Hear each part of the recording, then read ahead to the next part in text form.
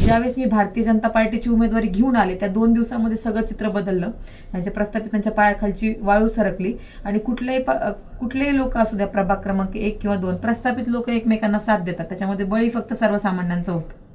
हे दोघं पुन्हा एकत्र आली आणि त्यांनी जे गोष्टी मी केलेल्याच नाही आत्तापर्यंत ते व्हिडिओज काढले आणि ते मला ट्रोल केले त्याच्या माध्यमातून. त्यांची जी यंत्रणा होती ट्रोलिंग करण्याची ती एवढी अफाट आणि एवढी मोठी होती आणि एवढी पेड यंत्रणा आणि एवढी खर्चिक होती की त्या ट्रोल यंत्रणेला आम्ही कसं उत्तर देणार होतं, म्हणजे कसं ते थांबवणार होतं, तेवढी यंत्रणा आमच्याकडे नव्हती.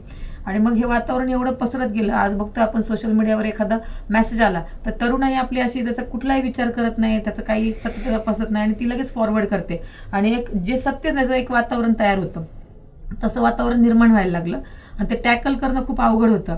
मग त्यावेळेस आम्ही दोघांनी सुद्धा विचार केला की आपल्याला भारतीय जनता पार्टीने उमेदवारी दिलेली आहे, आपण एकच उमेदवार नाही आहोत या पुणे महानगरपालिकेमध्ये, आपल्यासारखे अनेक उमेदवार आहेत आणि आपला ह्या सगळ्या गोष्टीचा इफेक्ट जर त्याच्यावर होणार असेल तर दुसऱ्यांच्या राजकीय कारकिर्दीमध्ये किंवा याच्यामध्ये हस्तक्षेप करण्याचा किंवा त्यांना डाग लागण्याचा आपला काही राईट तसा नाहीये.